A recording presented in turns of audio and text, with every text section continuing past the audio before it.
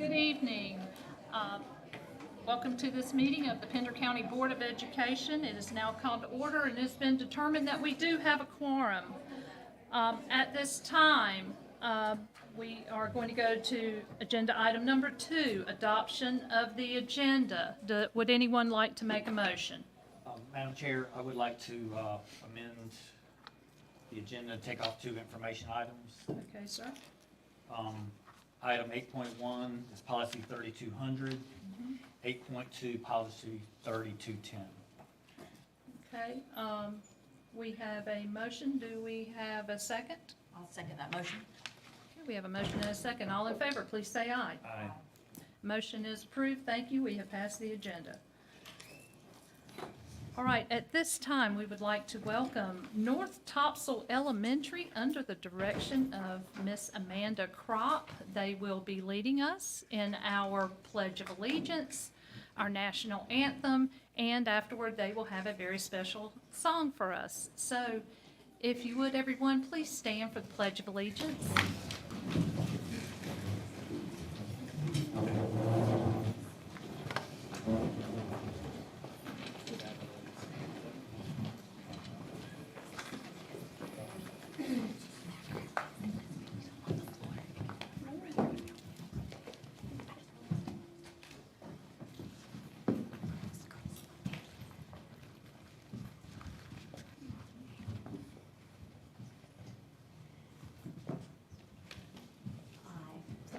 Allegiance to the flag of the United States of America and to the republic for which it stands, one nation, under God, indivisible, with liberty and justice for all.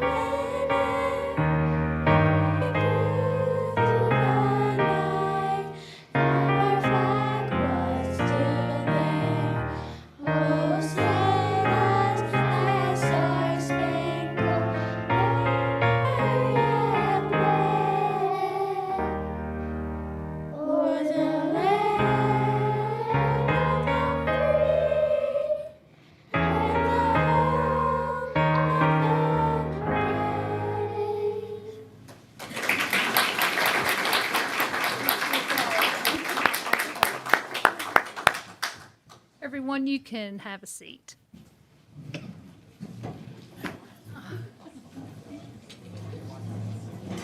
everyone, we are North Topsail Elementary School. These are select 4th and 5th graders that are going to be participating in the All-County Chorus program. And today we're going to sing a song called How Beautiful is the Rain.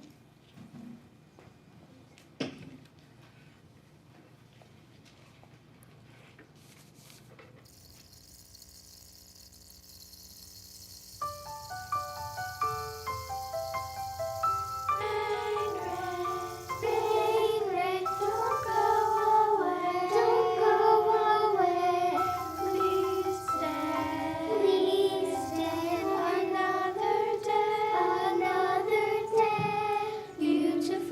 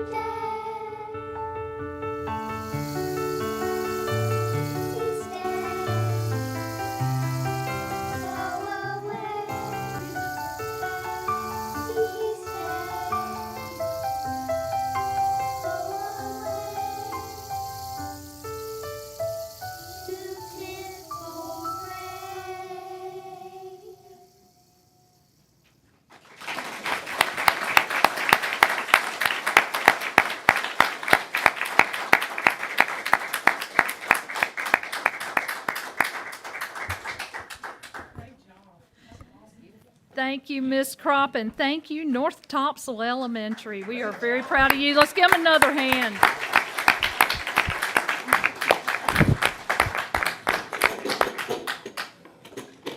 Okay, at this time, we would like to move to number 4, our invocation.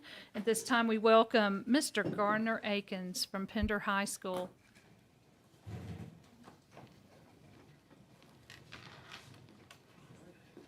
Good evening, Madam Chair, board members, Dr. Breedlove, staff. Glad to be here again. We're going to ask if you would, let's go ahead and open up in prayer. Our most kind, gracious, and Heavenly Father, we just thank you so much for another beautiful day that you have blessed us with. Lord, we thank you for the beautiful rain that we had yesterday that gives life, Lord, to the trees that need it, that washes the pollen away that many of us sometimes all struggle with. But Lord, we just thank you that you're the giver of every good gift. We thank you for your sovereignty. We thank you that you're on the throne right now. And Lord, we need you now more than ever. We just pray over this board. We pray collectively and individually that you'll be with them. Lord, as we close out the preparations of a year, it's busy. But Lord, not only are they closing out, but they're trying to prepare for new. And Heavenly Father, we just ask that pride has no presence here. Lord, that we come together in unity. We come together in a mindful spirit, Lord, to serve others to the best of our abilities. I pray that you will grant them wisdom, that you will grant them peace and understanding. Lord, but I also ask that same prayer for us as teachers, as educators, as community members, as parents, as children, that we come together to serve you. We thank you and we love you, and we ask these things in Christ's name. Amen. Amen. Thank you, Pastor Akins. Appreciate you. At this time, we are going to agenda item number 5, recognitions. Mr. Taylor? I am not Bob Bankmeyer, as you can probably tell by now. I'd like to invite Fallon Fuller up to join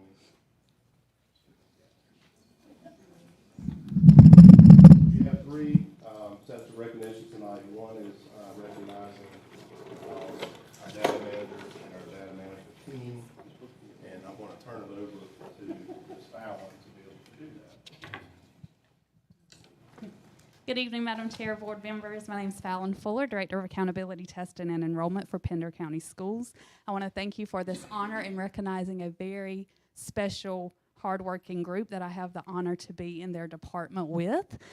Tonight, we're going to start with my team members that keep me straight every day, and that is Miss Candace McQueen, Miss Alicia Sidbury, and Miss, what we call our data queen, Carrie Hankins. They had the opportunity in January to present at the NC Ed Synopsis Connect in Greensboro. They were not able to attend face-to-face, but they did present virtually. And they presented to a ballroom full of people on a screen, and they were asked questions in regards to Infinite Campus. Ms. Sidbury and Ms. McQueen presented on front office staff. So Ms. Sidbury reflected as it affects the district, while Ms. McQueen talked about boots on the ground. So in the office, because she served in that role before she came to district. Ms. Hankins, who is our SIS coordinator, she will be introducing the data managers this evening. She also presented, and she presented on the fun facts of tool rights. So anyone that is familiar with tool rights understands what that role is and what that means. So very proud to be a part of their team, and I'm going to turn it over to Ms. Hankins so that she can introduce the data managers.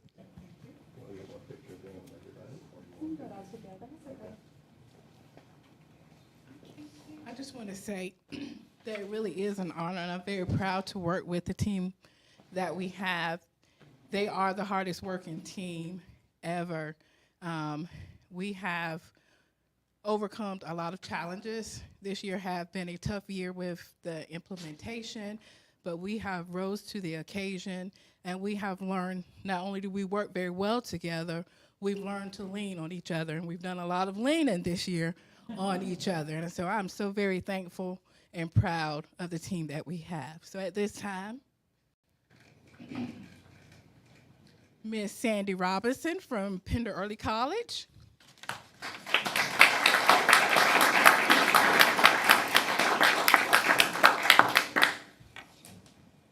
Ms. Amy Pickett from Pender Lee.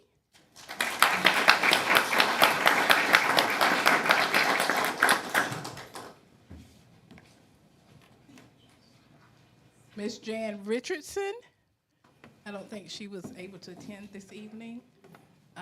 Ms. Shawana Rivas, Rocky Point Elementary.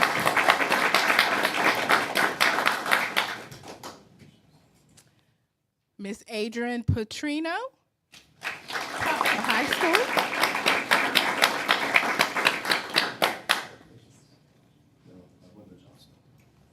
Melinda Johnson, Topsail High School.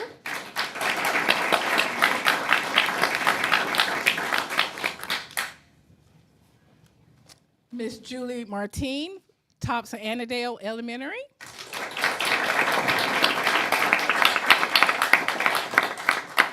Tammy Bryan, Topsail Middle School. Miss Angelica London, South Topsail Elementary.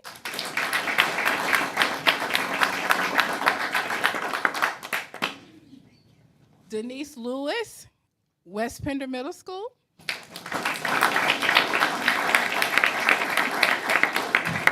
Pam Brazelton, Surf City Elementary.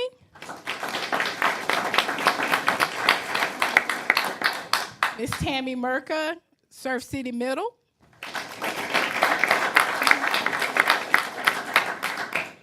Miss Teresa Waddell, CF Pope Elementary.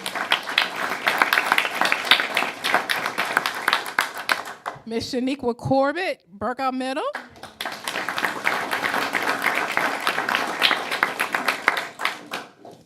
Miss Angie Smith, she was not able to attend this evening. She's at Cape Fear Elementary. Jen Julian, Cape Fear Middle.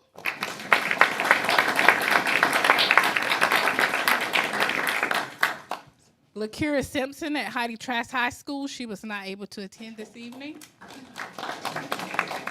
Melanie Jordan, North Topsail Elementary.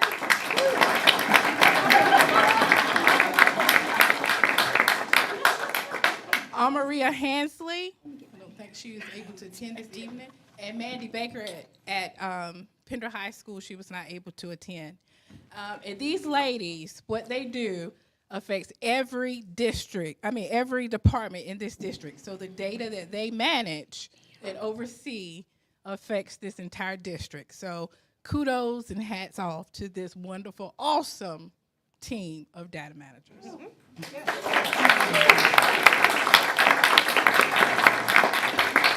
And just one more thing about this group, they put in over 221 hours in preparation for moving from Power School to Infinite Campus.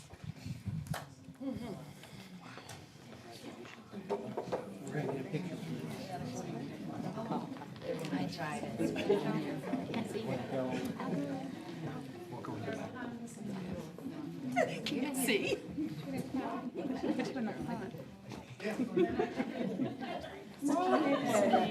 Madeline, we can't see you. Come over in the middle. Alan, what is she doing hiding? Over here beside me. In the back where they can't see me. It's all right. I'm gonna get on the other side. Yeah, I'm going way down here.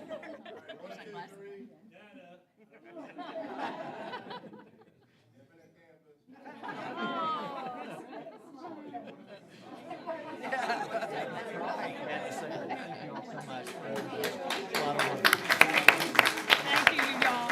Thank you.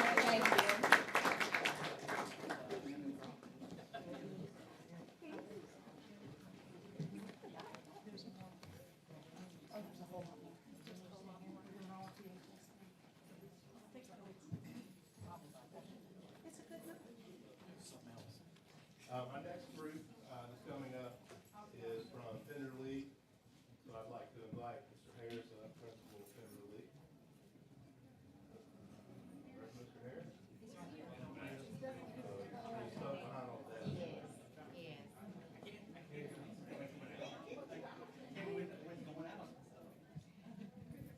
So I think we've heard from Mr. Harris a couple times now. It seems like this data team keeps on going and going and going like the Energizer Bunny. But I'll just turn it over to you and let you describe what they've accomplished now. I'll let,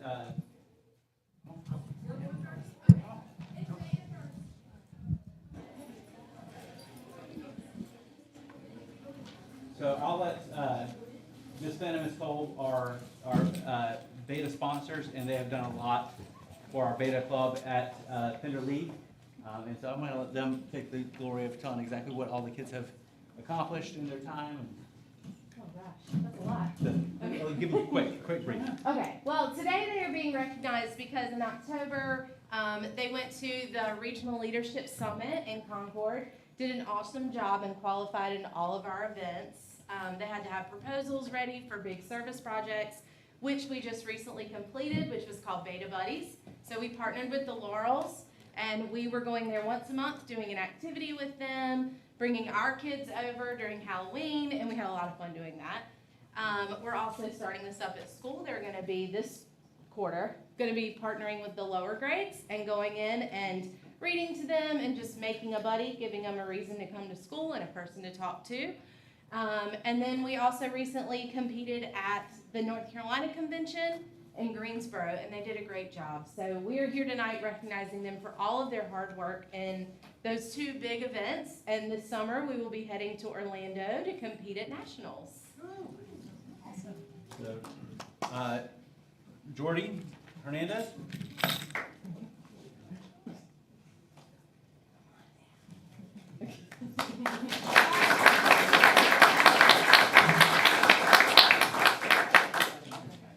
Marcelo Velasquez Domingo.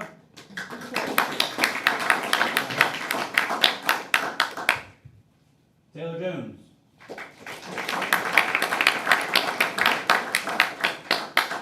Kylie Jones.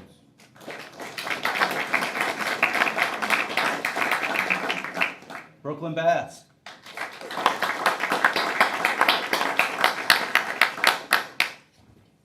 Destiny West.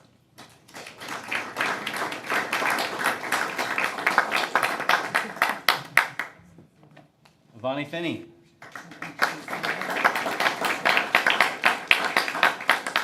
Mary Lippard.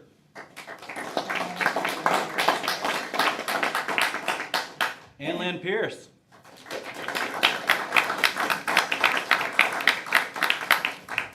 Amberlyn Anderson.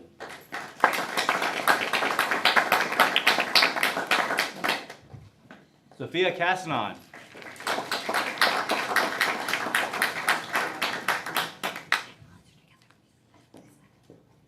Jason Fuller.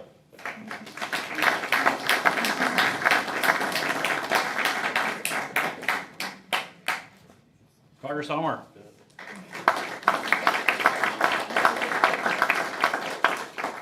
Cody Rivenbark.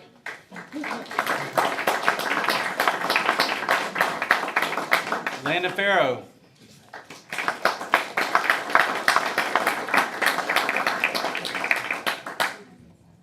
And Michael Jones. Sebastian Tennyson.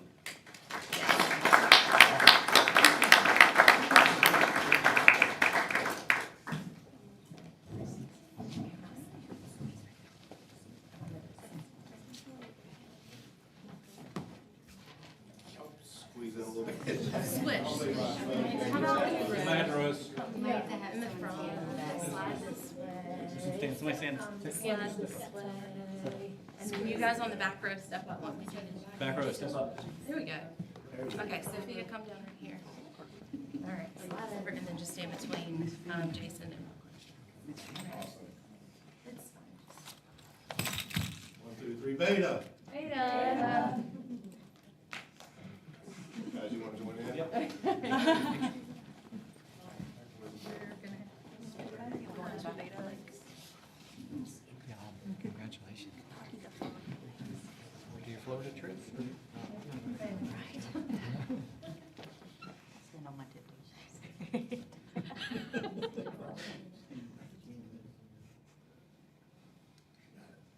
Thank you. Thank you.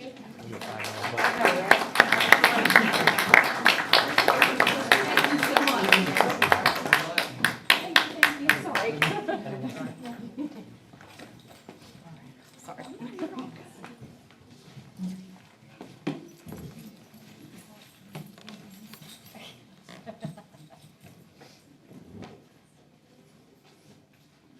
All right, Pendley's also got a couple of other recognitions to do. We have, I'll let him So the next three students we're recognizing, Ms. Brooks and Ms. Woodcock supported this, so did you want to say anything about that? And Ms. Hayden. Not sure how. Okay. So these three students went to Raleigh last weekend. Was it last weekend? Or was it a couple weeks?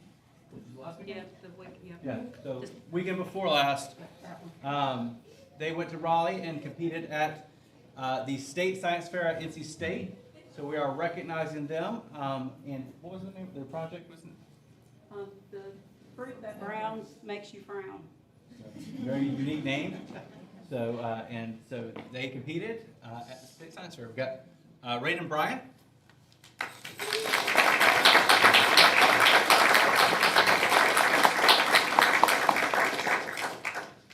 Lane Jackson.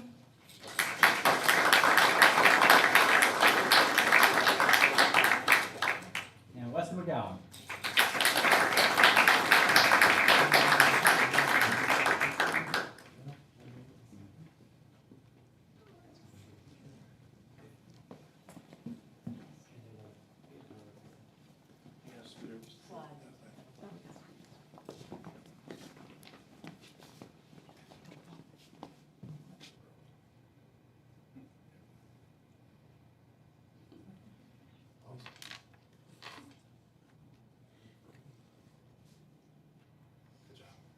We're going to get with the board.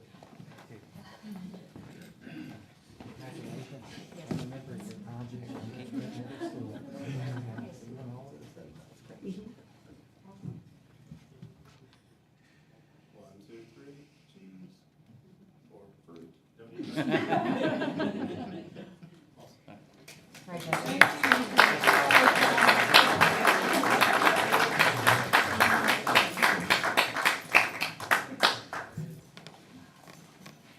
We have one more recognition, and I'd like to call Mr. Paquette up front for Pender High. We were talking today, trying to figure out how many times the Raiders had been to this competition and won it. We just said always. We couldn't figure it out. One more time up here. You don't need the paper. No, I don't need the paper. Good evening, everybody. Spoke earlier, but thanks for having us again. Pender High School continues to put in front of the community, watching online as well as all here tonight, artifacts of consequence and excellence. We don't have to dig deep always to do that against other narratives. There are great things happening. We've seen it tonight. Jill, your teacher earlier, a master teacher, in the moment made a move to absorb those kids with no anxiety spike in them and kept it going. And then needed the volume up and did it real time too. The work happening to support kids should excite us all. It does me, but I'm a school nerd. Tonight is an honor to be here.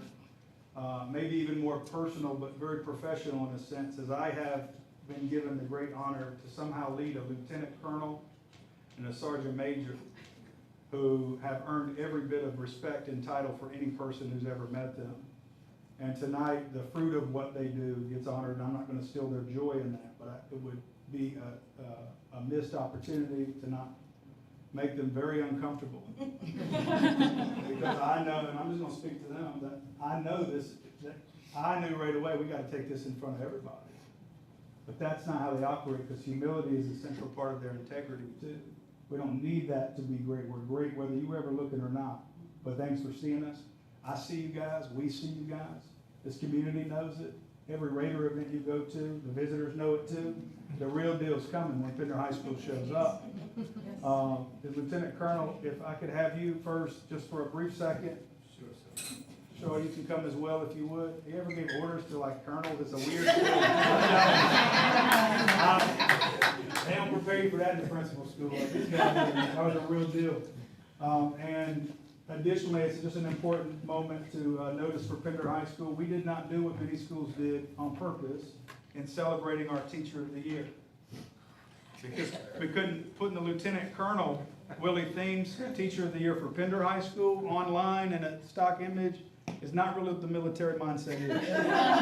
So if you happen to be watching live or watch back, this is a rare moment of appreciation to our Teacher of the Year. I won't do the bouquets on the website. He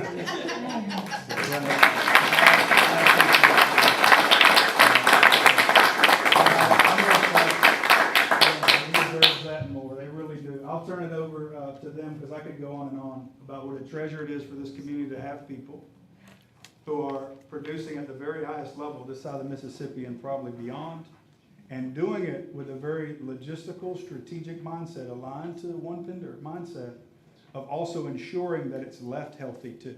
Because they won't be here forever, but if we strategically teach others and get kids to lead it and build it, and that's the healthiest project any school leader could ever hope for. What a treat you guys are to work with and work for. And continued success, and you get the opportunity to do the real work, which is celebrate kids who got it done. So thank you guys. I'll turn it over to you.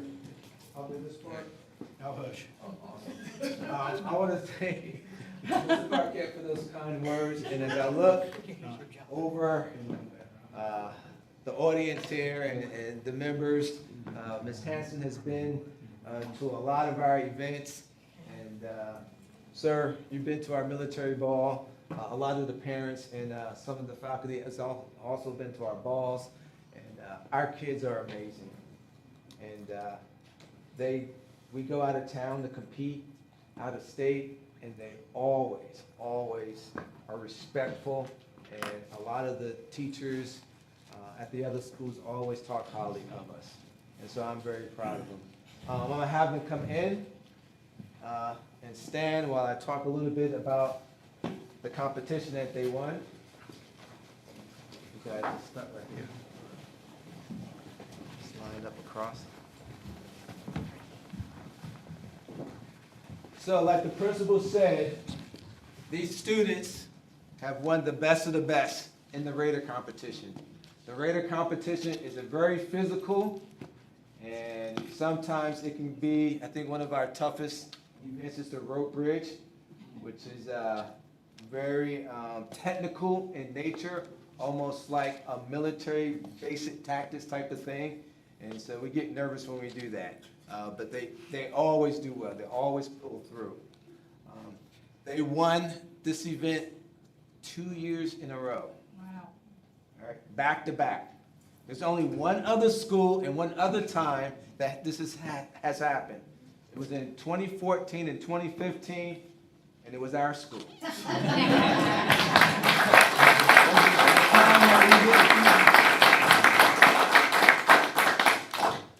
These students put in so much time.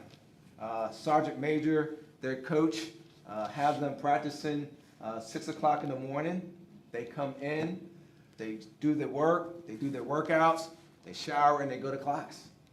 All right? Sometimes they do workouts after school. All right? We have to coordinate with the athletics department because most of these students, not only in JRTC and Raiders, they are academic tops in their class, and they are star athletes. So they have to juggle a lot. I don't think any of them are failing any classes. I got Cadet Marilio on the end here. He's a senior, and he's already signed up to go into the military. Wow.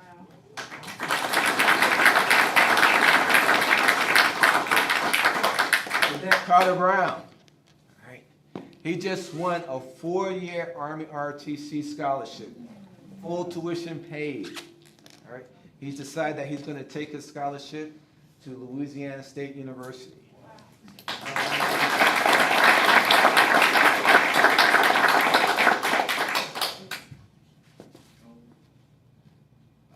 Cadet Mallory Ciota. All right. She also won a 4-year Army ROTC scholarship. She also won some additional scholarships, and she'll be attending UNC Chapel Hill in the fall.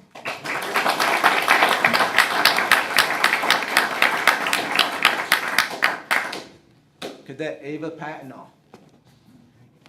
She is been in our RTC program for 4 years, and her plans after graduation is to join the United States Army.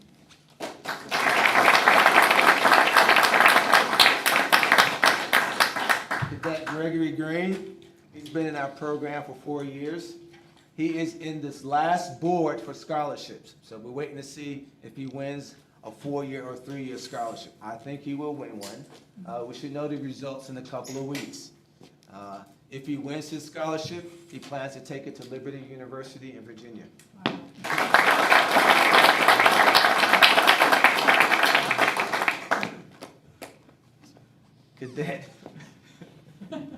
Cadet Horton, Pasco Horton, all right. He's our only junior in the group. Horton is very special. He's in the top 3 of his class. He's taking college courses, all right, and loves to hunt and do all kinds of things.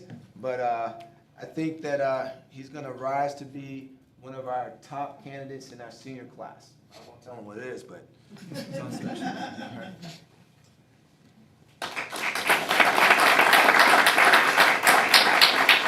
Cadet Emma McCoy, right, and Cadet Emma Gideons are both in the top 5 of their class. These are our sophomore young ladies. Miss Emma McCoy won top female at the last Raider meet. She had to compete against all the other females at the other schools through an obstacle course after competing the full day of the Raiders. And she won top female. I was telling her mom it's been a long time since we brought home that trophy, and I'm glad we did. Congratulations.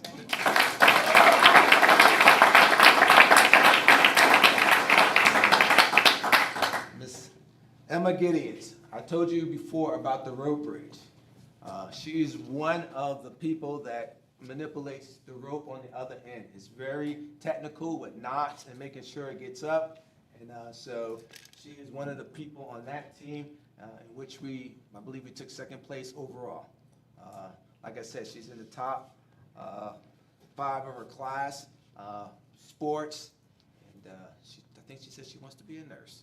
So she's got some time. All right, let's get this.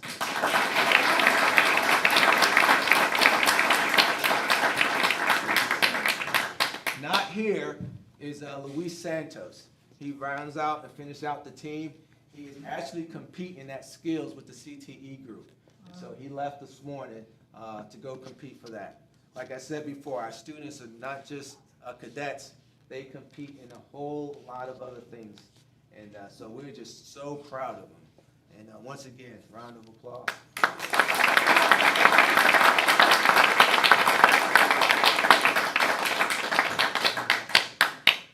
And Sergeant Major Shaw, while we're out there, won Coach of the Year.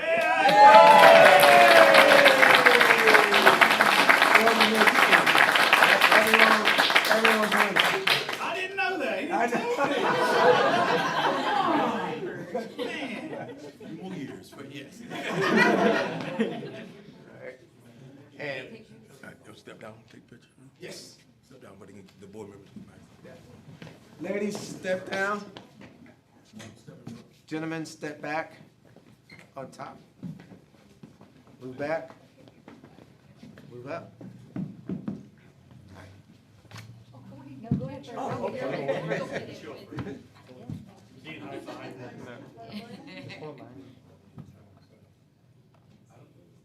How about back to back? 1, 2, 3, back to back. Back to back. Still. All great units. Excellent. Let's see, we're gonna be, you get on that put side? Jen in the. Everybody gets in. Well, Jen, you get in front. Others.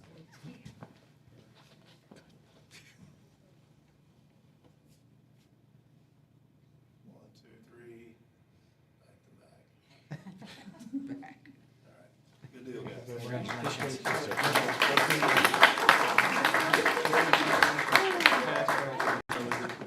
Believe that.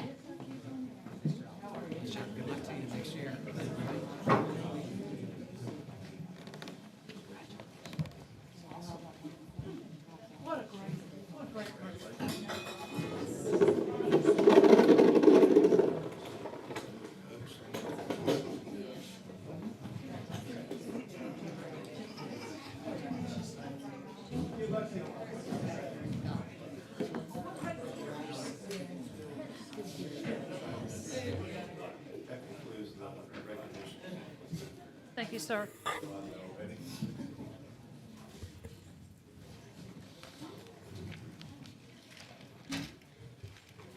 Okay, great recognitions tonight, a lot of recognitions tonight. Just proves what a great job we're doing. Number 6 on our agenda, public comment. No one signed up, and to my knowledge, no one called in. Okay, so we're moving on to number 7, a report from the superintendent. Thank you, board members. Well, good evening. Well, here we are in April, which is the last full month of school here in Pender County Schools.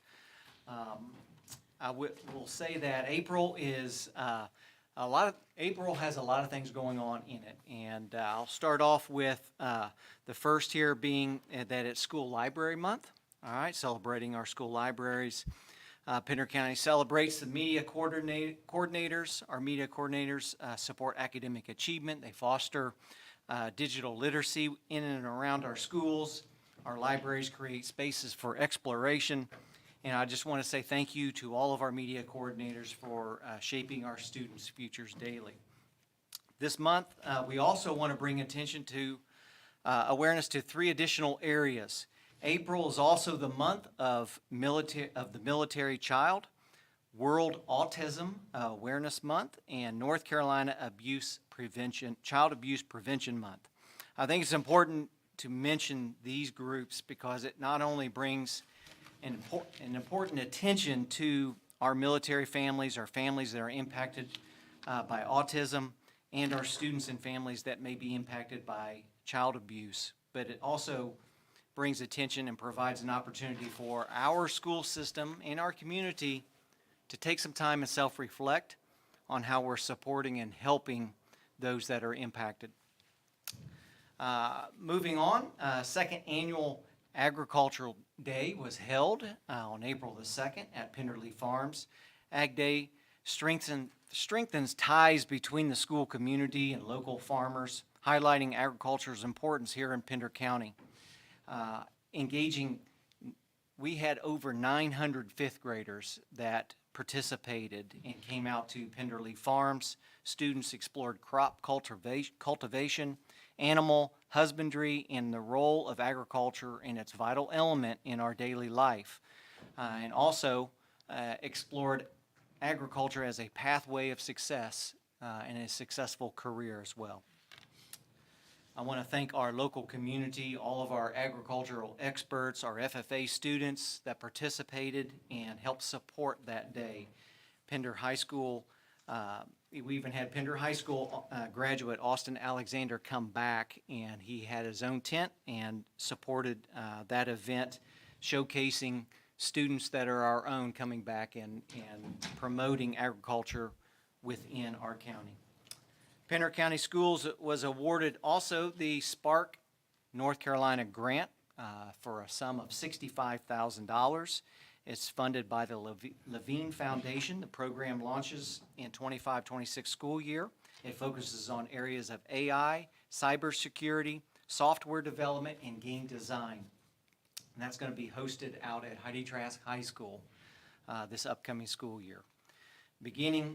Pender County Schools beginning teacher and coaches featured at the UNC Charlotte's 14th Annual Teacher to Teacher Conference. I want to highlight them.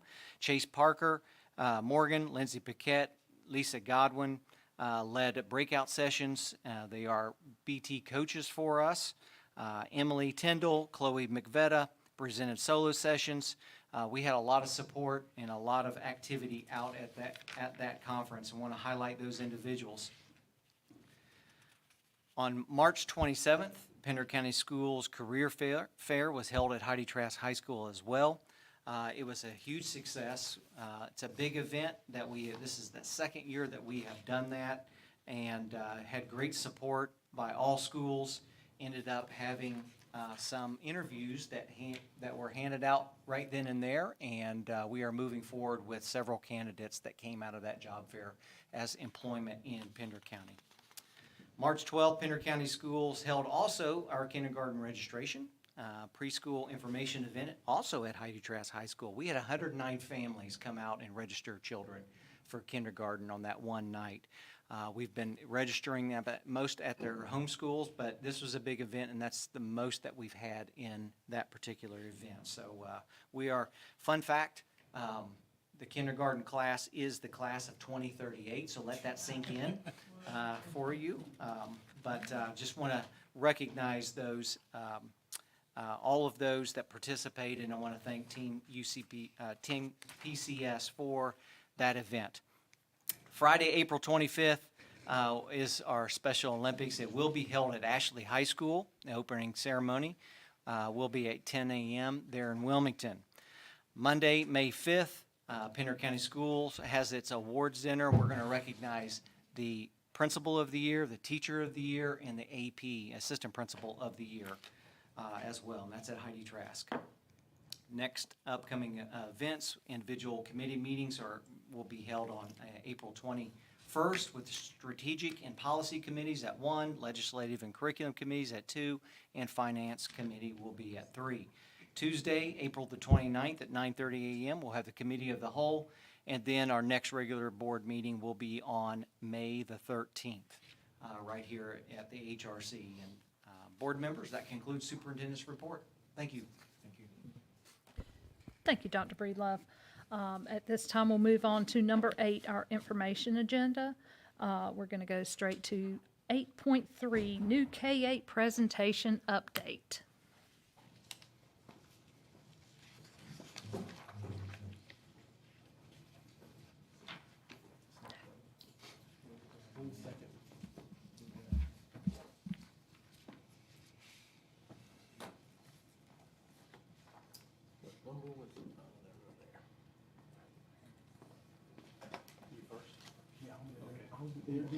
If that's okay, sir.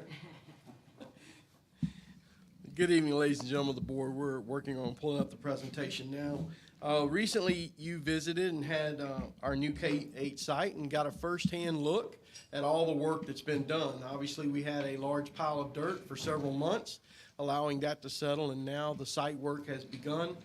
And I'm going to introduce Mr. Ben Warren. Some of you do know him. Some of you may not have met him until the other day when we met on site. But he's the Vice President of Bordeaux Construction and the Project Manager for our new K-8 school. At this time, I would like to invite Mr. Warren to the podium. You can tell I'm excited to come present some updates. Thank you, sir. Appreciate it. Good evening, everybody. Thank you for your time and the public's time, and to be able to come and present kind of what we have going on out there at the K-8 school. As is typical with this agenda, I'll walk through the project status schedule, what's going on with the permits, the project budget, and then Q&A, but I want to encourage you to stop me at any time if you want to ask any questions. So I have our series of aerials. There's been a lot of discussion about how much dirt we've had to bring into the site and the surcharge for settlement and all that. So I'm gonna breeze through this, but I do like the, just going through the several months of progress here. It's hard to believe, but we've been at it for a year. We had the initial early site clearing to get ahead of that bat roosting season, April of last year. It's amazing how time flies. So we've got a shot here. You can see kind of Highway 210, which kind of snakes through the upper left-hand portion of the picture. And then you'll see, that's July of 23 when we took these initial shots, April of last year when we started the clearing. We fast forward to August of last year, and so you can kind of see the whole site taking place. This is the queuing lane here. This is the jurisdictional ditch. We go into September of last year where you can see we're bringing in approximately 300,000 yards of earth to cause settlement beneath where the building will sit. And so this outline of earth really shows you where the building is going to live. We go into October, making really good headway. It's kind of tough to see with the lights, the progress, but everyone's pretty well familiar at this point, I think. And this next picture is into November. So this is where we left at the last presentation, I believe was in January. And the actual placement of the surcharge mound was complete at this time. I think we pointed out it kind of looks like the United States it's just after Christmas when we did this. It's kind of funny how that works out. But we have now achieved all the settlement that we were looking for. This is the latest aerial, so this is March. So we've made surprising headway since this time. You can see that the center of the mound is coming off, and we're putting it, effectively spreading it across the entire site to bring all the grades up. This shows that we've taken the dirt, we've established the parking lots. We're working on the queuing lane. This time we have tracked the dirt in all of the roads that come in. This is just a temporary drive here. This is the permanent one with the queuing lane. The secondary entrance is here. I think this is all that lacks. You know, the exciting thing about this is we were anticipating some pretty bad soils, but we've really encountered very little in establishing all these roads, figuring out where all the soft spots are. And so that's encouraging with the amount of money that's going to be left over from those allowances that were reserved for that kind of unsuitable. We're not completely out of the woods because we have to take the sewer line all the way through the backside of the project, but that means we can plan to kind of roll that into the allowance for that work. So we're feeling really good about where we are. So again, that's where the earth's coming out. We're in progress of removing this section here that's closest to 210. And I believe, I was talking to the superintendent today, we're thinking middle of next week, get slowed up a little bit by the rain, but this will be entirely on grade right here. So you're gonna be able to tell this from the road, because this buildup of earth here has really been blocking any kind of visibility for what's going on, not only in the site, but specifically on the building pad itself, which I think a few of you commented when you came out. There's just another shot of it, gives you another view here. And I've tried to orient the latest aerial so you can get a better view of how much earth. This is, you know, we've come down quite a bit, but the building you'll see is going to sit up pretty high from the road. And this just gives you the overlay of where the plans are oriented, which shows you where the building will sit, where the main parking lot is. This ditch right here, which I'll talk a little bit more on in a second, is really what divides the side of the school that has the bus parking, the sports field parking, the actual, you know, football, soccer field, and baseball, softball here. You can see looking back, here's that ditch here. It really separates the sports field, bus parking, from the building and the parking lot. So we had our first large building foundation pour last week. We poured about 130 yards on our first pour, which is a pretty good footing pour. Here's the floor plan. So in that last photo, you see how it's oriented. This is the middle school here. This is the elementary school. The middle school is closest to Highway 210. This is what we're calling A wing, and the area I have shaded here is where we've placed the foundations. So this is the elementary school administration, locker rooms for the gym, and we actually have dug out right now and planning to pour tomorrow the remainder of the gymnasium walls. The rain slows down a little bit. We were thinking we could get all the way through A this week. So into next week, so we'll do our pour tomorrow, and then as weather allows, of course, we'll move into digging out the middle school administration, and we'll also move into B wing, where the multi-purpose room is, main mechanical. We've got, you know, the kitchen and all that good stuff, the chiller yard and emergency generator and all that lives back here. So a lot of utilities in the center section of this building, which is why we started there. Really give our mechanical, electrical, plumbing contractors the ability to spend all this time, because all the infrastructure goes out of the back of the building and then up out of the site to 210. So there's a lot of work underground that happens. And if we could get out of the rainy season, it'll be the perfect time of year to really get moving on this. The mason moved into the job this week. And so you're going to see, likely, by the end of the month, these gymnasium walls, we're going to go ahead and run up full height so we can get forklifts on this slab without having to drive on the finished slab. So from the road, you're going to start to see the walls come up. And we anticipate by the end of April, we'll be in the E wing, which is the first classroom wing on the middle school side. So we're feeling really good about where we are. I don't want to say we're running ahead of schedule. We're feeling really good about where we are. Any questions on any of that or looking ahead? So we've finished the surcharge process. Like I mentioned, we're 75% on taking all that dirt that we brought in and getting it where it needs to go. That's enabling us to move into some of the utility infrastructure. We couldn't work on storm drainage all this time because where it goes would actually be above ground. Now that we're spreading the dirt out, we can put the things underground.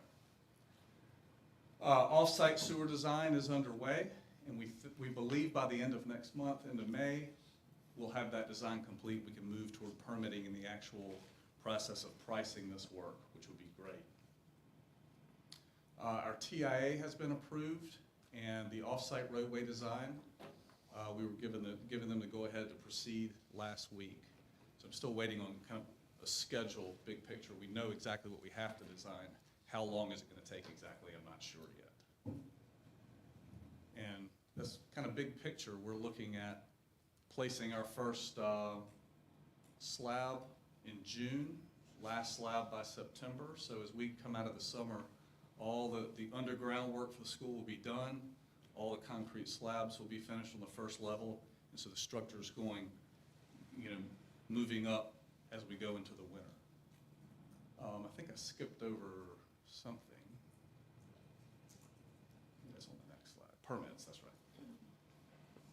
So we have our Pender County master and major process is complete. Building permit is in hand. TIA is approved to where we're working on that off-site roadway design. The jurisdictional ditch that I mentioned before, which is kind of an eyesore, it runs right through the middle of the site. We have gotten an approval to clean that up so it'll look like a nice brand new swell that's not filled with roots and stumps and all kind of unsightly things. Snakes and whatnot, who knows. Our biggest concern right now is our stormwater permit. We are resubmitting tomorrow. We've already had some correspondence with DEQ going on today and over the past week and beyond that even.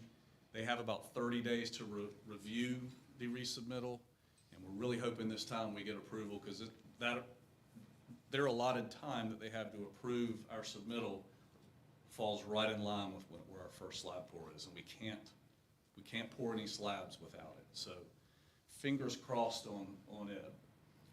If it doesn't come, we'll have to pivot and we can work on some other things, but ideally we would have that in hand, and we'll be able to place that first slab. So we'll keep everybody up to speed with what's going on with that. Mentioned the off-site sewer design, expecting that permit in hand likely in beginning, middle of June. No real pressure there. We're in pretty good shape. And I've already talked about the roadway. BIM coordination. This picture doesn't really do much justice. Kind of cartoonish, actually, but we spent some time when the board came out to the site walking through what this process looks like. And we've been working on this for several months with all the primary trades. What this allows us to do is do spatial coordination, before we're ever on site. What systems live where? Where's the ductwork going to sit? Where's the sprinkler, the electrical overhead rough ends? So we can get everything organized. It allows us to prefabricate assemblies kind of in controlled environments and then bring them to the site when they're ready for installation versus having to spend all this time, in open air and you've got open duct and you get dirt in it and stuff like that. We'll be able to bring out large assemblies of duct that are sealed and put them in place, and it really expedites the production, the efficiency out there. And so I'd be happy to show you all when you come back out for another visit examples of this, because it makes an enormous difference on what we're able to do out there from a time standpoint. That was the most impressive thing I've ever seen. It really is, yeah. I appreciate it. You showed us that.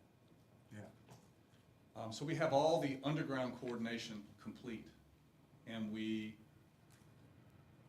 are just coming out of A and B wings, so the two that live in the center, and we'll move into the classrooms. We started at the toughest part, because once you get in the classroom wings, even though there's more rooms, they're very similar to one another. Each wing has dedicated air handler rooms that are in, they're stacked.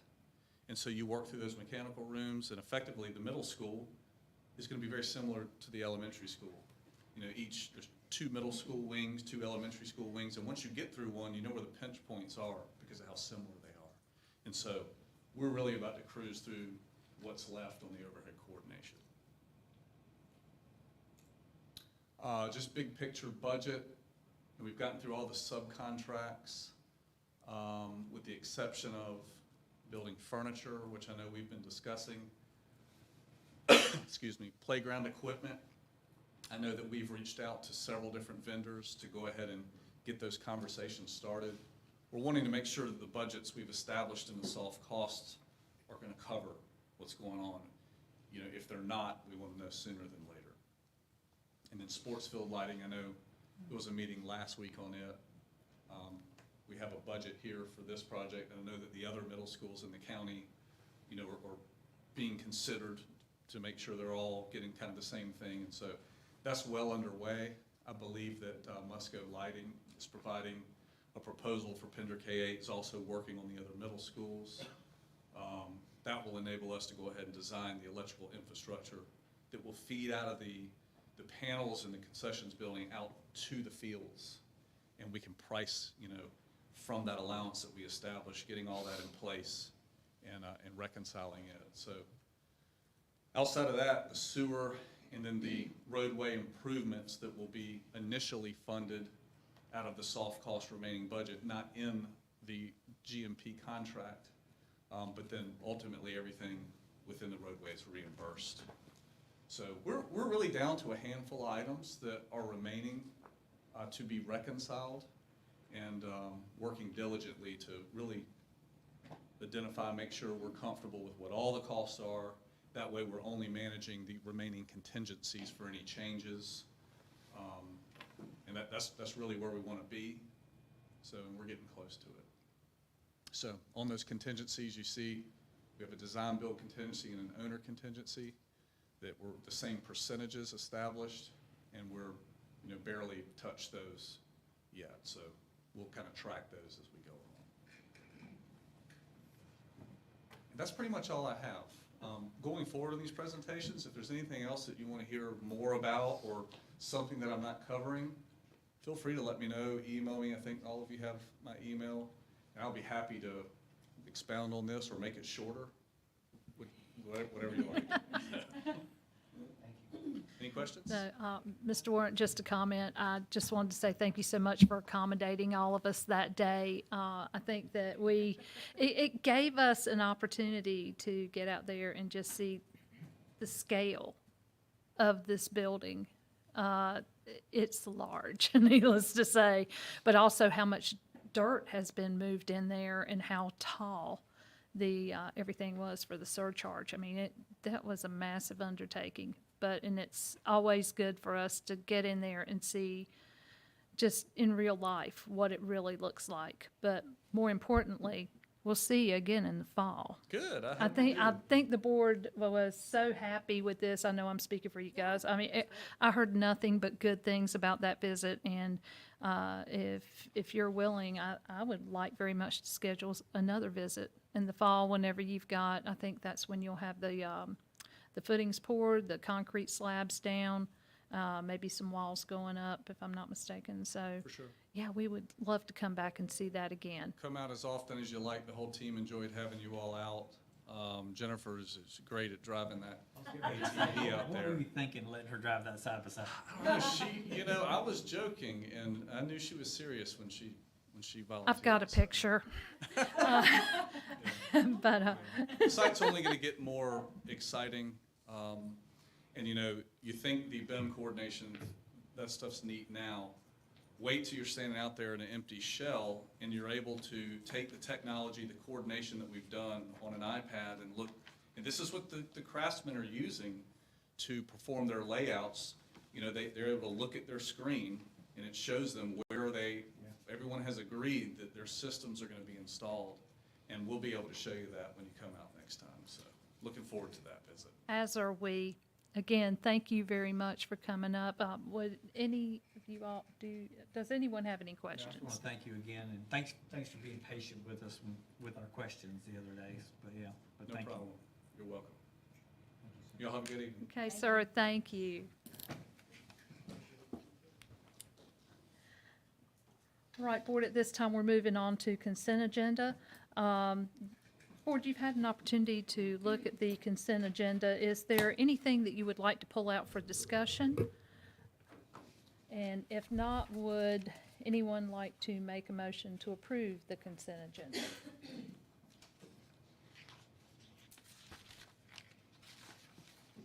I make a motion to approve the consent agenda. I second. Thank you. All in favor, please say aye. Aye. And the consent agenda is approved. Thank you very much. We are moving along to number 10, action agenda. 10.1, Penderley Elementary School 26-27 proposed calendar. Mr. Taylor. Good morning, or afternoon, evening. Good evening. Still feels like morning. You have in front of you a recommendation. If you remember, we never approved, or you guys never approved, the Penderley calendar. It went back based on the feedback that we received from the SIT team. The proposed calendar, several work days, the November election and spring break line up with traditional calendar. As much as we possibly could, we tried to make sure this calendar lined up as well as it could with the 26-27 traditional calendar. So recommendation would be for approval of the calendar as vetted by the school improvement team and our department as well. I make a motion, we approve the Penderley school calendar for 26-27. Ms. Hanson has a motion. Do we have a second? I'll second. Thank you. We have a second. All in favor, please say aye. Aye. And the Penderley calendar is approved. Thank you. Board. Okay, Dr. Sawyer, 10.2, Summer Learning Plan 24-25. So I came to you last month with a summer learning plan, and 2 weeks later, DPI shared some new information that changed up what we could actually do with our retesting, our re-administration, and our remediation plan. We can now test students before the end of the school year and not have them come back after summer school, which saves us on transportation, and it really does allow us to get students before they actually leave. So we have made some adjustments this year. Elementary and middle will do their re-administration before the end of the school year. Between their remediation and re-administration will happen between May 12th and May 22nd, which is the last day of school. The high school is still going to do after the 22nd when we come back on the 27th. There's too many moving parts with the high school with credit recovery and changing those plans that have already gone out with final exams and those things. So we're leaving that in that session. Nothing else has changed. Our TA has not changed. Our summer virtual credit recovery for high schools we extended because we can now start May 27th and allow students a longer period of time to get their credit recovery done rather than a short period of time. So we've extended that as well. Okay, very good. And that's it. Okay, Board, are there any questions for this? Okay. All right, would anyone like to make a motion?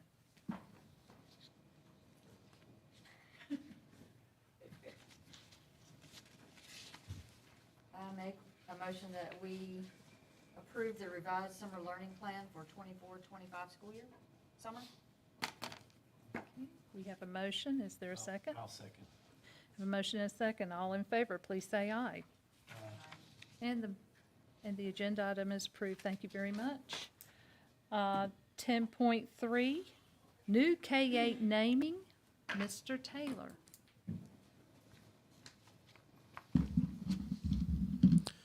Good evening, ladies and gentlemen of the board. The first item for consideration this evening is the naming of our new K-8 school. Staff has conducted 2 stakeholder surveys with several proposed names for our new school. The result of those surveys are fairly aligned. The most popular name selected for the new school by the community stakeholders is Hampstead Elementary and Hampstead Middle School. In accordance with Policy 9300, naming of facilities, staff recommends to the board to approve the name Hampstead Elementary and Hampstead Middle for the new K-8 school. Are there any questions? None for me. Anyone have any questions? I don't have any questions, I have a comment. Sure, go ahead. That school's in my district. Yes, sir. You know, I sent out some information on naming the school J.H. Lee Elementary and J.H. Lee Middle School. Hampstead, people come right into Hampstead and they see seafood capital of the world, or Carolinas or whatever. They think it's restaurants. It has nothing to do with restaurants. It's the Lee family who started that fish house. Actually, what he did is he started, I think it was in the 1920s, I sent that packet out. And what he did is he ran routes all around Whiteville, South Carolina, all that. Then he realized he couldn't do it all himself. So what he ended up doing is splitting the profits. So he would give you the fish, you go sell them, he'd take half the money. Some of these drivers, I showed some of y'all, in the 1950s were making $400 and $500 a week, which actually now equates to about $4,000 or $5,000 a week. And they've just supported so many families. They don't want me to tell you a lot of stuff they've done in our community, but they've just, anything anybody ever needed in that community, if you needed something, you went to the Lees and they gave it to you. And that's the name I wanted it to be named after, so we won't lose our heritage. People who move in here from up north, they don't understand. Like, go down Factory Road. If you go down Factory Road, like towards water, all those fishing villages in there, all that's going to be lost if we just name this Hampstead Elementary. It's not going to mean nothing. And Mr. Reeves, to address that, I will say, I'm on the Strategic Planning Committee, and when we met, we did take that name into consideration, but we had already sent out a survey once to get a name for the school, so it was decided to go ahead with the names that were on the survey, but we know that more schools are coming to our east side. And with that, we would very much like to save that name. We are going to give it very close consideration for any future schools that we would have.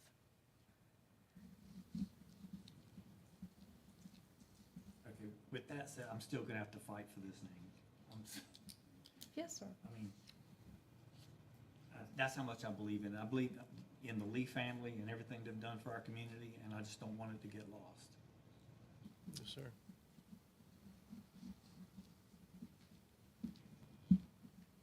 Okay, well, at that point, I guess we, since we've only got 2 board members, and it would, here tonight, I would suggest that we, would anybody like to make a motion to table this I make a motion for to further table it. discussion? Okay, we Yes. can wait until we get a full board here. I think that would work out. Thank you. Okay, we have a motion to table. Second. We have a second. All in favor, please say aye. Okay, thank you, and this 10.3 will be tabled. Okay, 10.4, purchase of an activity bus. Mr. Taylor. Yes, ma'am. We currently have 7 activity buses that are more than 20 years old, and 3 of our activity buses have over 200,000 miles. Under state replacement guidelines, these buses would be replaced. This purchase will allow us to increase our fleet to accommodate more student travel, at the same time reduce the use of the aging fleet in an effort to preserve the longevity of those older vehicles. Our request and staff recommends approval to spend $140,595 plus tax to be purchased from Fund 4, our capital outlay, to the lowest bidder, White's International. Any questions? Yes, I went and looked at a couple of those buses. Yes, and sir. Yes, we definitely need new buses. Yes, sir. There's no doubt.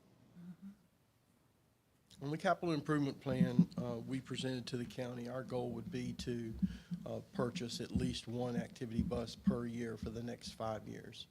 with the growing population, obviously the addition of the new school in 2027 opening, we would need those buses to continue to spread our fleet. So thank you for your statement, sir. I just want to make sure. When my daughter was on the Raiders team, we went to a competition in Lee County, and we could see the bus from where we were, but the bus wouldn't lock. And the children had all their money stolen out of there, so the parents bought everybody's lunch. They will be able to be locked, correct? I believe that question to Mr. Britton. He said, yes, ma'am, they are locking on the doors. Okay, very good. No questions from me. I'm all about a new activity bus, so. I'll make a motion we approve the buying of the activity bus. Second. Great. All in favor, please say aye. Aye. Thank you, and we are buying a new activity bus. Motion pass, agenda item passes. Item 10.5, purchase of bus radio equipment. Yes, ma'am. The next item, in a presentation that Dr. Breedlove made to our county commissioners, we requested additional allotment of local funds to be used to purchase technology for our students, but also radios for our buses. This proposal would be to purchase a radio program for all school buses that would be implemented in the 25-26 school year. It would be staggered because of the installation of the equipment, so please understand that we would start this summer, but we would probably take us several months to get all buses completely operational. But this program will provide our drivers relatively immediate contact with school and transportation personnel when and if needed. Stories have been shared regarding the cell phone service in many of our outlying areas of Pender County, preventing our drivers from being able to make that immediate contact with school personnel or emergency personnel in the event that it were to be needed. The cost for this would be covered with the capital fund or the additional allotment that we placed in capital fund. The total of the UHF, VHF placement of tower in St. Helena, right? St. Helena Tower would be our repeater, which the engineers have guaranteed us coverage from tip to tip, but utilizing UHF, VHF, not cellular technology. The total cost would be $348,104.76. Any additional costs above the initial allotment would be taken from our capital fund. Staff recommends offering to purchase this equipment and service for our bus radios from communication specialists. The RFP response has been provided for you in the packet. Are there any questions? And I have the two professional persons over here to answer technical questions. Some of them I could probably answer, but any technical questions, I'll be glad to share it with them. Very good. I don't have any technical questions, but if they're going to be installed over the summer, I just would ask that Pender Lee be first, since they start school in July. Yes, ma'am. I could understand that request. Yes, ma'am. Only 5 buses, it would be a quicker installation, Right. too. Okay. Do we Other have any more questions? questions? Okay, do we have a motion? Got a question? No, I was thinking one, no, I'm good. Sure. Yep. Make a motion, we purchase their bus radio equipment. I second. Thank you. We have a motion and a second. All in favor, please say aye. Aye. Thank you, and motion is approved. Thank you very much. Thank you. 10.6, proposal for 3-tier bell schedule. The Pender County School staff is committed to enhancing the educational experience for all students while addressing operational challenges that impact our instructional time. For the past 3 years, we have been exploring the implementation of a 3-tier bell schedule, a change designed to optimize school operations, improve efficiency across the district, but more importantly, enhance the safety and instructional aspects on all of our school campuses. This proposal aims to address the current campus safety related to the number of POVs during the beginning and end of each school day, address critical transportation issues, including late bus arrivals, driver shortages, inconsistent schedules that disrupt our instructional time, and also provide an opportunity to increase the potential of hiring career drivers to reduce the demand on the instructional assistants in our schools. Throughout this process, we have engaged in extensive stakeholder outreach and consultation.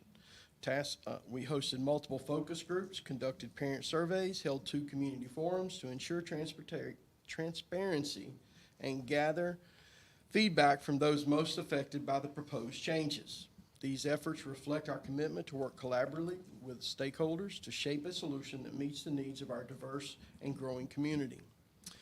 Recent studies indicate that implementing a 3-tiered bell schedule on the east side of the school system could reduce the human and equipment capital by eliminating 12 routes, significantly improving that transportation efficiency, but ensuring that we need fewer drivers. However, expanding this approach district-wide would require adding 11 additional routes to the west side of Pender County due to the unique logistical challenges in that region, being more rural, less population density of our students. Between 2023 and 2025, Pender County Schools has made strides to continue to meet the demands of our growing district. 3 years ago, I came before you and there were 12 established double routes. Last year, there were 19. This year, there are 25. And our ridership has grown 107 students in the last year. These steps demonstrate that our dedication to assuring transportation and still accommodating more families, but it hasn't been easy. The proposed 3-tier bell schedule would stagger start and end times for elementary, middle, and high schools only on the east side, while maintaining the 2-tier model we currently have on the west side. This model ensures less POVs on our combined campuses such as Surf City and Topsail-Annandale and Middle, more efficient use of transportation resources, reduces the delays caused by our late buses, and protects valuable instructional time. Additionally, it accommodates our pre-K2 or second grade drop-off policy by prioritizing the start times. Our middle schools would start first, followed by high schools, and finally our elementary schools, ensuring the older siblings would be at the home when the youngest students are arriving home from school. These changes align with broader goals of improving attendance, minimizing traffic congestion, addressing staffing challenges, and fostering a consistent daily routine across the entire district. While this proposal offers promising solutions to long-standing challenges, we recognize there are still valid concerns about its implementation. Parents have expressed worries about disruptions to their family schedules, earlier or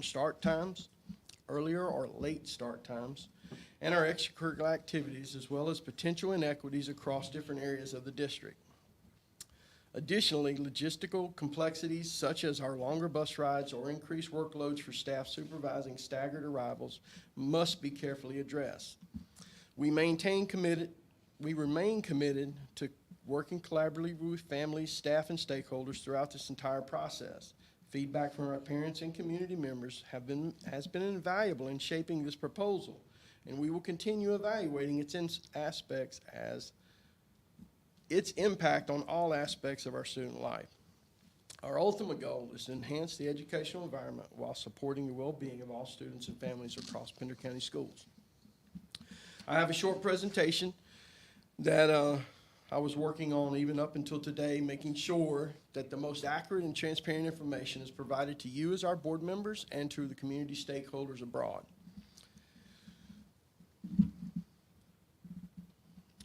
The three-tier bell schedule goals: to develop a comprehensive and multi-tiered bell schedule that supports and promotes an atmosphere of academic excellence for all of our students. We want to protect our instructional time by ensuring safe and on-time transportation services each and every day. Improving our campus safety by reducing the number of POVs on our multi-school campuses. Those of you who have visited some of our multi-school campuses during the morning or afternoon know how critical this aspect could be in the event that there was an emergency on one of our campuses. We hope that it would address significant bus driver and monitor personnel shortages by increasing the opportunity for career status employment for drivers and monitors. Obviously, the elementary school going last would be aligned with our current pre-K2 policy, which requires an older sibling or an adult to receive a student when they're dropped off in the afternoons. And to reduce the current need for established daily doubles, which currently is at 25. There are 4 items that I have attached to the presentation to support the recommendation. The first study, Topsail DOT study results, focused on Topsail Elementary at the time. It's now Annandale Elementary, middle and high school. DOT recommended as early as 2018 that school site be broken up to 3 different bell schedules separated by at least 45 minutes. That same study, which is not connected here because it was before I got here, but the TIA that was provided when Surf City Elementary and Middle were under construction, it too suggested that a tiered or staggered bell schedule be implemented with at least a 45-minute break between the intake of one of the schools and the other one. Secondly, on this list, we have the DOT and MSTA TIA for our new KA. Mr. Warren mentioned it this evening. It's been shared with the board members, or it was shared previously, regarding the expectation that our new school has a staggered bell schedule in order to obtain a driveway permit. So without a driveway permit, we have a beautiful school that we can access. The next one is the first Edgelog bell time study that we did. Edgelog is a third-party vendor. They basically capture all of the TIMS data that we currently have, and they run analysis on our live data, and then they run projections.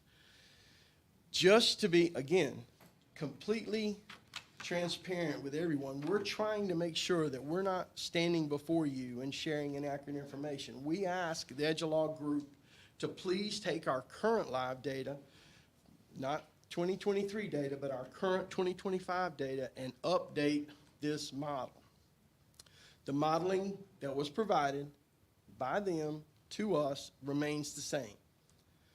The most, and I realize that, you know, it's difficult for people to embrace change when it negatively impacts them. But if I would encourage each and every stakeholder to not look at this personally, look at this holistically. With the proposed bell times of middle school, high school, and elementary being 7:30, 8:15, and 9 o'clock, 2 important things happen. Our current earliest stop time for any student in Pender County is 5:41. With this proposed change, the current earliest, that same kid would get on the bus 2 minutes earlier, 5:39. It's just crazy.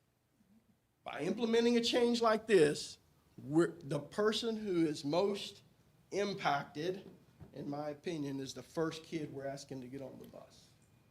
It's a 2-minute, 120-second change in their morning routine.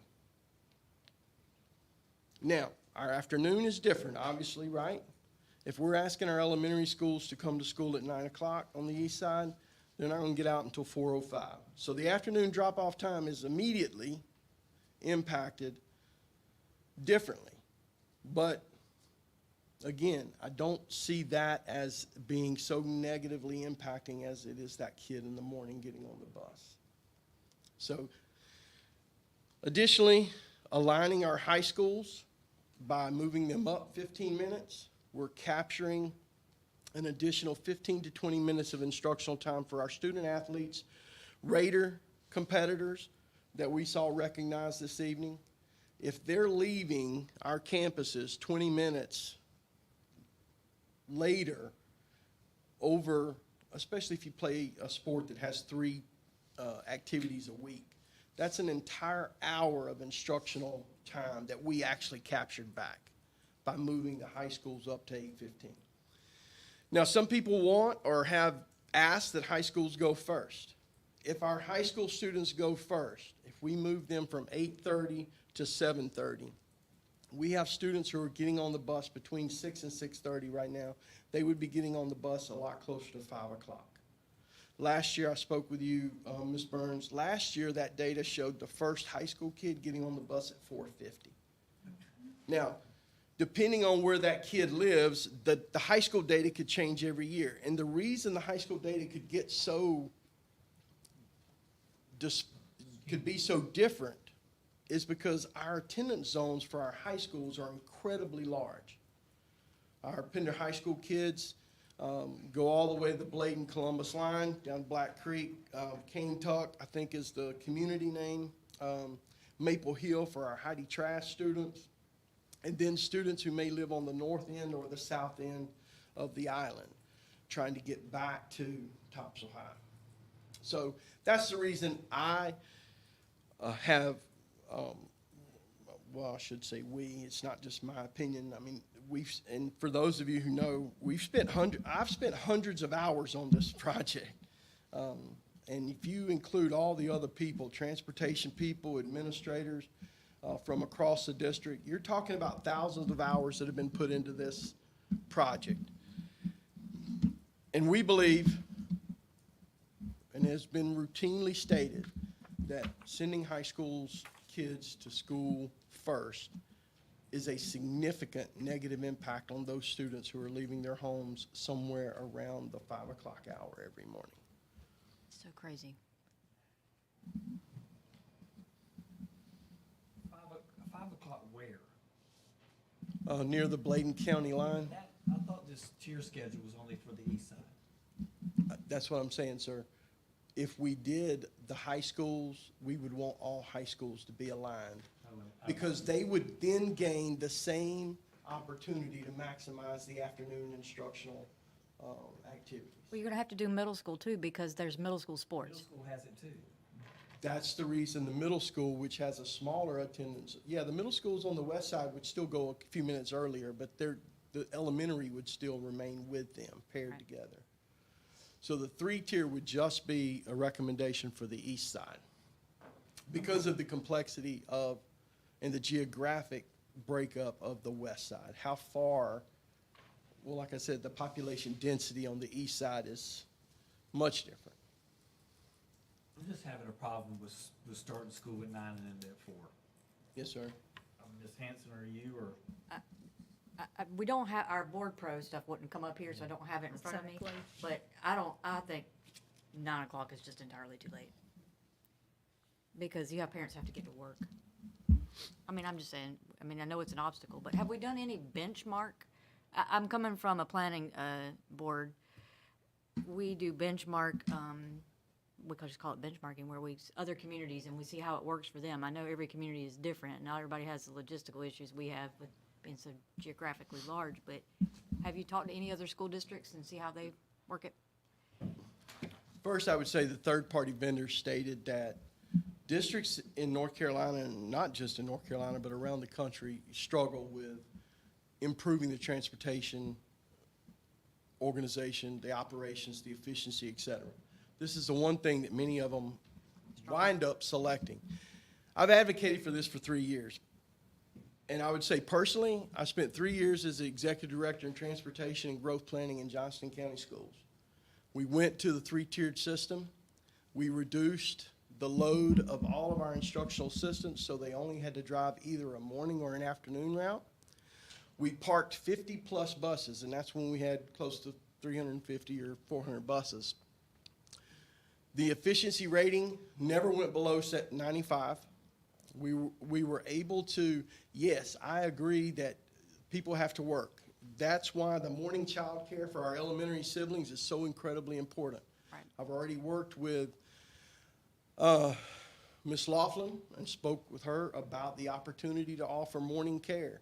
We quickly polled our PACES parents, and the immediate results were around 35 to 40% of our parents who currently use our after-school program would also be willing to participate in the before-school program. As an elementary school principal in Johnston County, where the 3-tier was in operation, We had before care and after school care, before school care and after school care for all of our elementary students.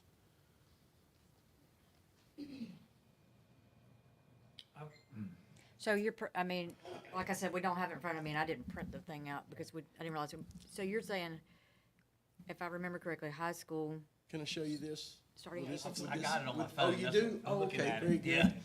All right, yeah, you'll start asking questions before I I'm got looking here, at it. but hopefully can you see that, Ms. Hanson? Yes. Okay. Thank you. So you're talking about three tiering, the schools highlighted in yellow. Your western feeder pattern schools would still remain 2-tier, but even the middle schools on the west side would come to school a few minutes earlier because, again, the attendance zones are so big and the density of the population is so small. We can't run a west side route in 45 minutes like we can on the Topsail side. Right. So instead of 7:30, for example, Topsail Middle and Surf City Middle would be at 7:30. Burgaw Middle and Cape Fear Middle would be at 7:20. West Pender, I think, is also at 7:20, yeah. And that more closely aligns our middle schools and our high schools. Now, I also have always supported a district perspective. One Pender. Dr. Breedlove has said that many times. And I do believe in one Pender. But it's unfortunate in this scenario that we can't all be on the same.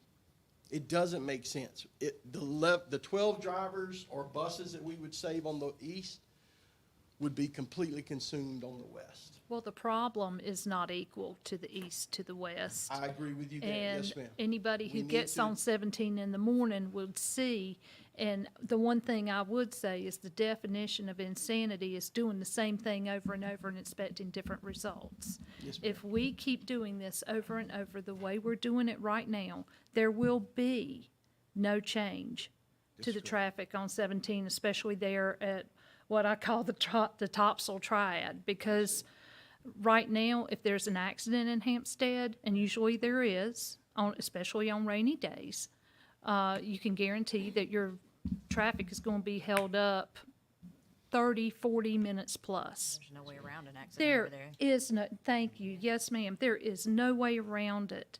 And quite honestly, I too have been a proponent, I will say it, of the 3-tier bell schedule. I'm willing to try it.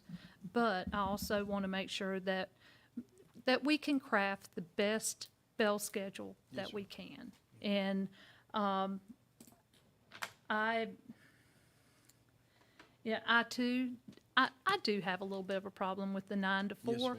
but I also think that this solves traffic safety problems. Yes, ma'am.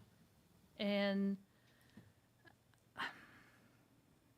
Well, if you remember. that's a hard one. Ms. Burns, last year when we polled our citizens regarding moving it up to 7:15 from 7:30, we Yes, met sir. an incredible amount of resistance for that. Yes, sir. Because if you don't start at 9 for the last group, that means everybody else has to back up. Are we going to back our middle schools up by 15 minutes? Are we going to back our high schools up another 15 minutes? I mean, that ultimately is our options. I mean, as I shared, some of the key concerns, no one wants to go first, no one wants to go last because the times don't fit their personal Of course. perspectives or wishes. But again, your child is not always going to be in the grade level. Times will change based on the child's age as they matriculate through the system. It is difficult. I would never stand before you and say that everybody's going to be happy. But I can assure you, in Johnston County, when we went to the 3-tier system, there were some hiccups. But there is no way they would ever go away from it right now. Number one, it would cost them $9 to $10 million just to purchase enough buses. And then they would have to beg the drivers, instead of driving one route, you're now going to have to drive both mornings and afternoons. And it's not, this has never been a panacea. I've never advocated that this would solve all of our problems, but we're doing the other things that we believed would help us improve our transportation program. Raises for our drivers, radios, improved discipline. Those things are all going to work together. But the last component that we brought before you is this. And there's only one way to minimize the traffic on our campuses. And that is to separate the bails on those campuses that are the closest together.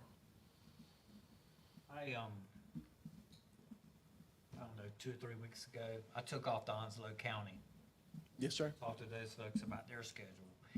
I don't totally agree with it, but here's what they got. They got elementary starts at 8:30, ends at 3:30.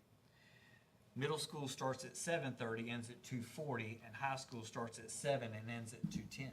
Yes, sir. They have a lot more high schools than we do. They have 40,000 students, and they don't have Holly Shelter in the middle of their school system. They have the base, but the base is completely on the coast, and we actually have the district divided by that large landmass. Well, the base has its own school. They also have 40,000 kids. Like I said, their district in land size is not that much greater than ours, even if it is, but because the road system is off the base, right? I mean, they have more neighborhoods. They're a lot more closely aligned to the east side of our district than our west. There are some rural areas outside of Richlands and up toward Magnolia and stuff like that, but. Beulahville up that way? Beulahville, yes, sir. 9 Mile. And some of those kids are on the bus a long period of time, like some of ours would be too. Starting high school at 7 o'clock, though, would put some of our kids on the buses. That definitely would put our kids on the buses before 5 o'clock in the morning. Yeah, I wasn't saying use that whole thing, but I was just saying Yes, sir. that, you know. I appreciate all your hard work, I really do. Yes, sir. I'm just still having a problem with the 9 o'clock. Yes, sir, I understand. Well, I think I would prefer for the entire board to be here because Yes, we don't ma'am. have representation from Atkinson area or the Rocky Point area. Yes, ma'am. I appreciate the hard work and I appreciate the presentation, but I'm gonna ask that I make a motion that we table this until our other board members are here to have some discussion with them, and they can ask their own questions. I second. Okay, we have a motion and a second. All in favor, please say aye. Aye. And Mr. Taylor, I want you to know, we do, and also Mr. Overton, we appreciate all the effort that you have put into this, truly. I have to agree with the motion, though. I Sure. think that we're missing 2/5 of our board tonight, and I want to make sure that this is something that the entire board can weigh in on. And I will be talking to the board after this to see if we can come to possibly call a special called meeting for this to bring everybody in. But please, you guys, do know that we do appreciate all that you do on this. Is there anything else that the board would like for us to do to provide more clarity, or is there anything we can do to help provide you more information, provide you more transparency to the work that's been done over the last 3 years? I don't believe you can, because the thing of it is we're just talking about a whole lot of people in a very small area. And, and we're A small amount of people in a large area on the other Thank you. side. On the other side, it's, like I said, it's, there's a lot of facets to this Sure. problem. And I believe that, like I've said, I don't believe that staying where we are is going to serve us any good. Sure. I believe that it is time for some kind of change to occur. It's just, what can we all agree upon should be that change? But as far as I'm concerned, I think you guys have answered, I can speak personally in saying that you guys have answered all of my questions, and I really do appreciate you. It's just right now hammering out the details and having a full board to make the discussion. Sounds great. Okay. For the two new board members, Ms. Hanson and Mr. Reeves, I did include last year's survey data and tried to summarize that information for you, just so you would know where we were last Yeah, year. I appreciate that. 2,500 respondents represents about 3,700 kids, I think it was. Over 1,000 of those respondents do not use transportation, though. Right, So- and just a little over a year ago was when that Yes, ma'am. survey was performed, so I really couldn't see the data changing that much. Thank you. All right, thank y'all. Have a great evening. Thank you, sir.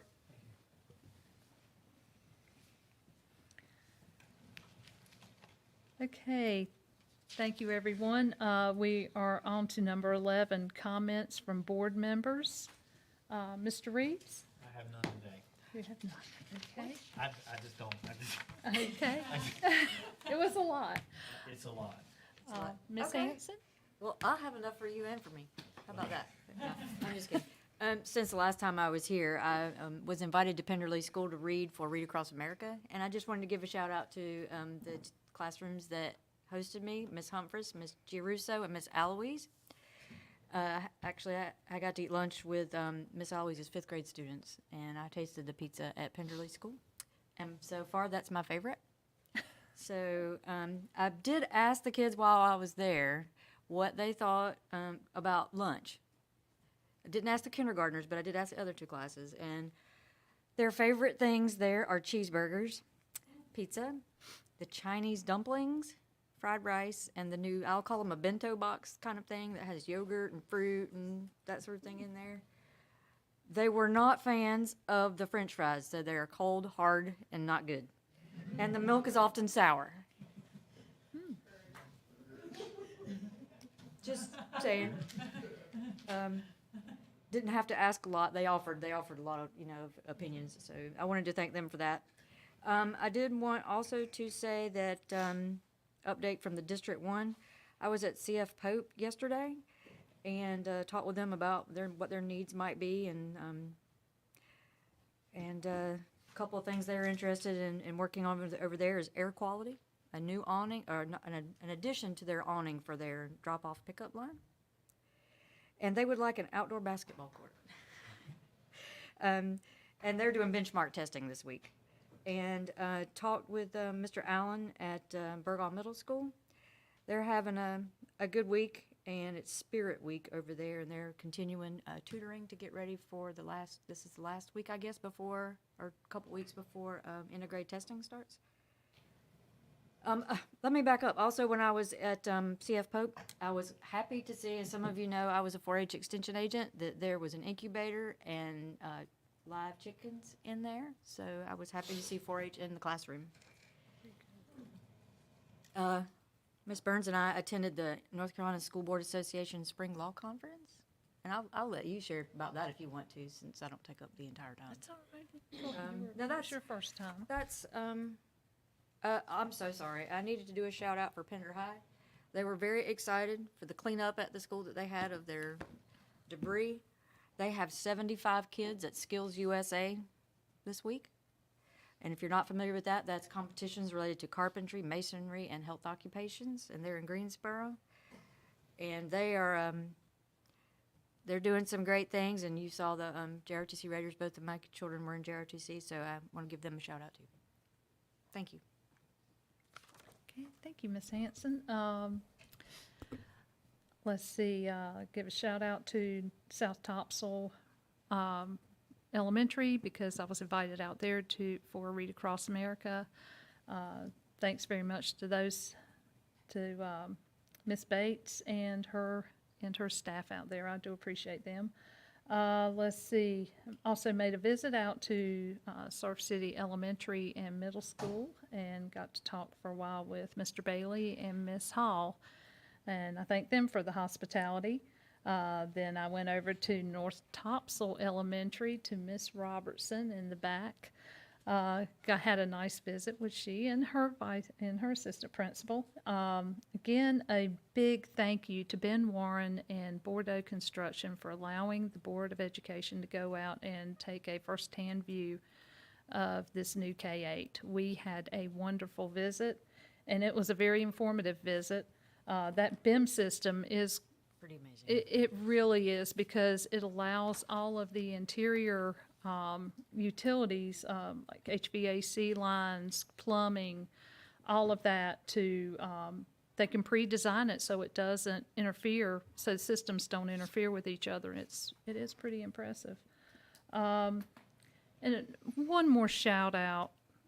Thank you to the county commissioners, because they were the ones who allowed us to put these bus radios in this summer.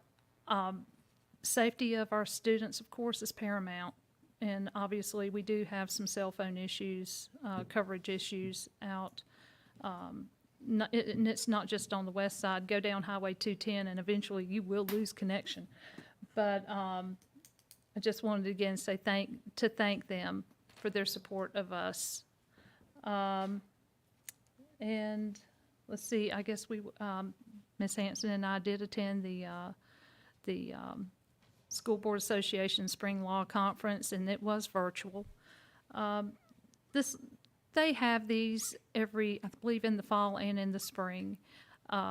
I do my best to try to make them, because usually they're very timely topics. I think this year was disaster preparedness, cell phone policy, which has become pretty hot right now.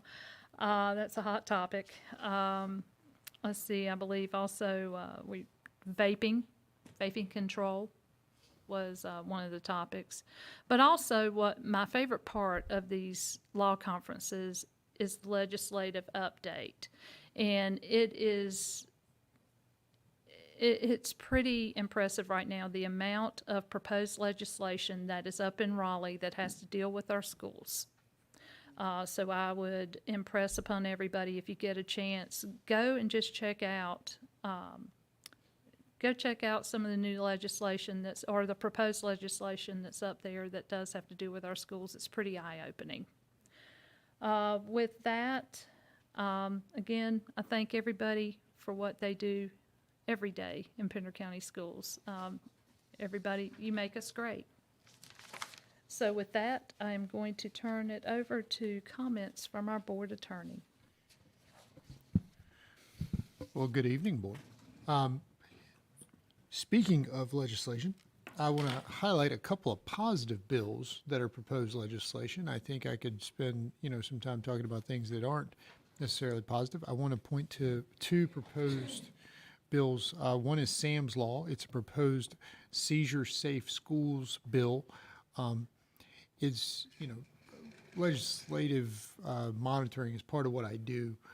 This is one of the first times I've seen a seizure safety bill take up some real traction, and I really do think this one is going to make its way through. But it requires training for principals, guidance counselors, and teachers through self-study about seizure disorder, and have materials for them to follow, and I think that's important. The second is House Bill 588, which is the school psychologist omnibus bill.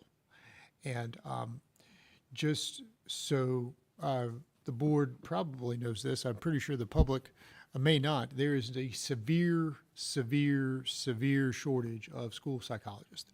And you may say, what does a school psychologist do? Well, they are the folks who are responsible for assisting and evaluating kiddos to determine what, if any, disabilities they may have. And it is a huge problem because there is a backlog that gets created when you do not have a school psychologist, when you have a statutory obligation to provide services to kids with disabilities. So the first step in that process is to have those kids evaluated. And so it's been a huge issue for many years. This is a great omnibus bill. I feel confident that this will make its way through this year. And the last is a House Bill 611, which is the increase of APs in public schools. And that's a proposed bill to increase the number of APs based on ADM and appropriate those funds. And this has a not supplant provision. And so those three bills I commend to you. With that ends my comments, Madam Chair. Okay, thank you, Mr. McPherson. At this time, we are going to have our closed session. Mr. McPherson, could you read our closed session statement, please?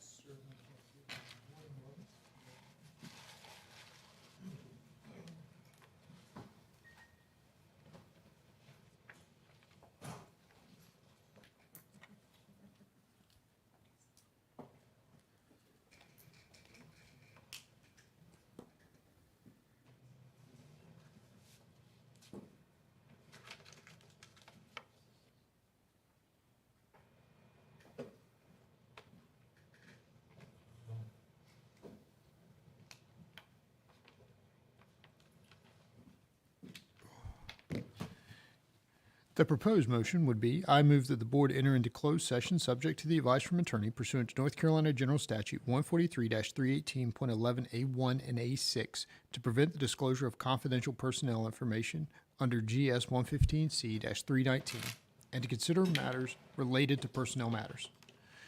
The board will also enter into closed session pursuant to General Statute 143-318.11A3 to consult with the board's attorney in order to preserve the attorney-client privilege and to consider confidential student matters as required by North Carolina General Statute 143-318A1 in the Family Educational Rights and Privacy Act, 20 U.S.C. 123G, and North Carolina General Statute 115C 402.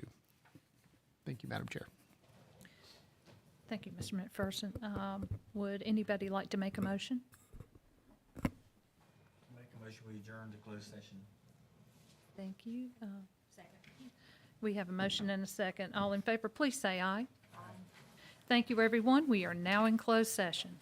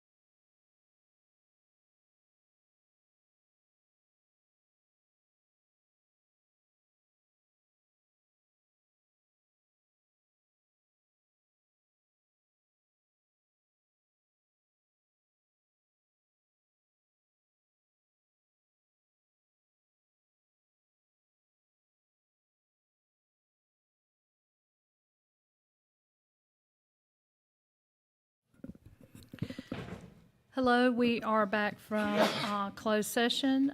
Do we have a motion to come out of closed session? Make a motion to come out of closed session. We have a motion.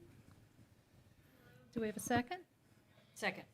I think we have a motion and a second. All in favor, please say aye. Aye. Okay, thank you. Do we have a motion to approve the personnel report? I make a motion to approve the personnel report as presented. Second. Okay, all in favor, please say aye. Aye. And that is approved. Do we have any other motions? I make a motion to have, start a conversation with the county about the South Topsail Elementary Water Tower / Viper Tower land transfer. Okay, we have a motion. Do we have a second? Yeah, I second. Okay, all in favor, please say aye. Aye. Okay, let's see, do we have a motion to adjourn? I make a motion to adjourn. Thank you. Do we have a second? Second. All in favor, please say aye. Aye. Thank you, everyone. This meeting is adjourned.